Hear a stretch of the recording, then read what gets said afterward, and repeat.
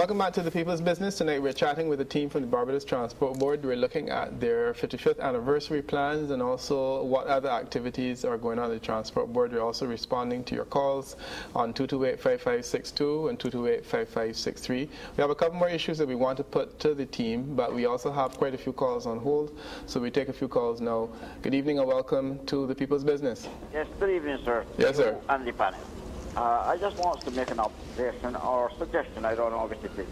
But what I was saying is, now say for instance, I'm a passenger traveling from Brisbane, visiting Barbados after perhaps not being here for 30 or 40 years.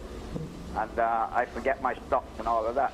But and not only that, even if you're a visitor for the first time from a foreign country, I was wondering to know if it would have been better. I know I have got quite good response from drivers asking them for the way. But what I'm saying is, don't you think it would be good, like, say you left Bridgetown to Blackburn, and when the driver gets a Huddersfield turning, he mentioned it to the, not only, he mentioned it, communicate it to the passengers. Okay. This is your proposal. Right. Okay, sir. Thanks a lot for your intervention. Richard raises the questions: are buses equipped with a public address system? Because what he's talking about, the idea of making announcements, would require a public address system. Do buses have that facility? No, we don't have that on buses. Okay. No. So for the time being, it's not possible. No. We have it in the terminals, but not the buses. Yeah. So this could be a new development. Yeah. And I noticed also that a number of the buses internationally are providing a service whereby the information in terms of where you are is actually screened across a digital display using the same GPS technology. So the facility is there to keep people informed of where they are in terms of the route. But again, I imagine that we have to acquire this type of technology. That's correct. Fair enough. We were talking about vandalism earlier. In terms of the school children, and you're saying that you pretty much have the vandalism under control, you think? Well, we're trying to sensitize the students on what behaviors we want. I won't say we have it under control, but we're getting cooperations from a number of stakeholders.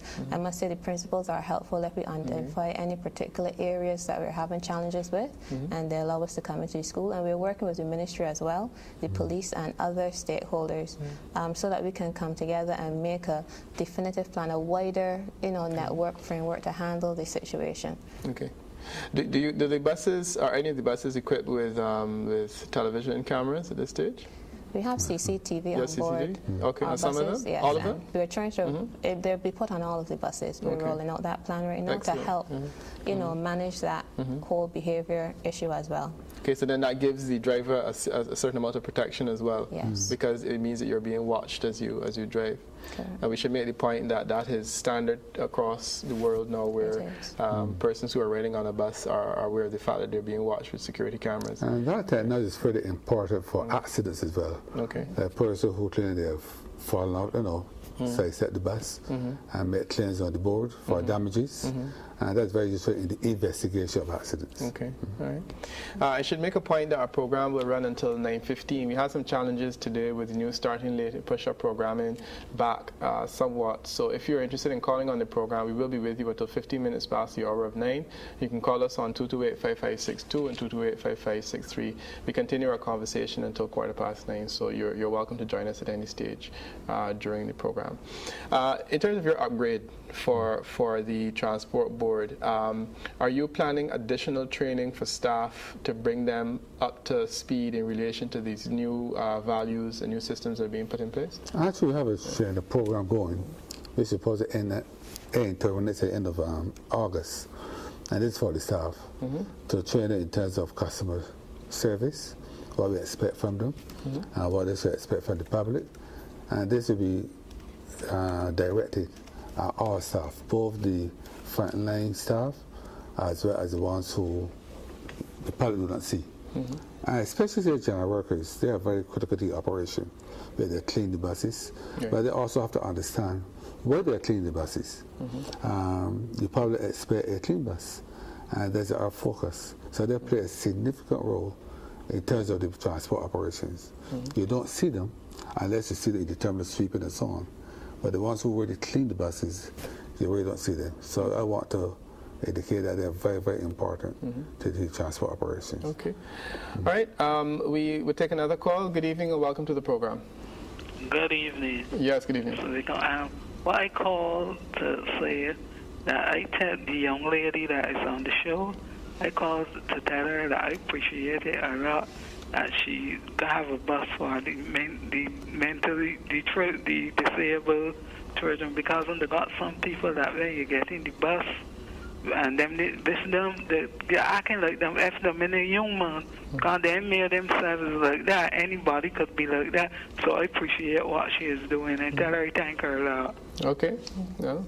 Yes, thank you, Johnson. I appreciate In it. terms of the vandalism, Peter, for the terminals, we also get a lot of assistance from the police. Okay. We have a very good connection network with the police. And where there are breaches of security, the police normally respond. Okay. And in addition to that, we also have our private security in the terminals. Okay. Are closed or unclosed? They're closed. They're closed. Yes. Okay. They're identifiable. And fairly visible. Okay. Yeah. All right. Yeah. In terms of the disabled issue, this is a thing. I prefer a fully integrated system. I think I appreciate the reality of what you have had to do. But I do feel that the fully integrated system is something that we need to move beyond, because regardless of how we look at it, disabled people are part of our community. And I think that Barbadians need to get accustomed to the idea of a bus stopping to take up a disabled person and taking 10 minutes longer. And basically they just have to live with the fact that they got to wait.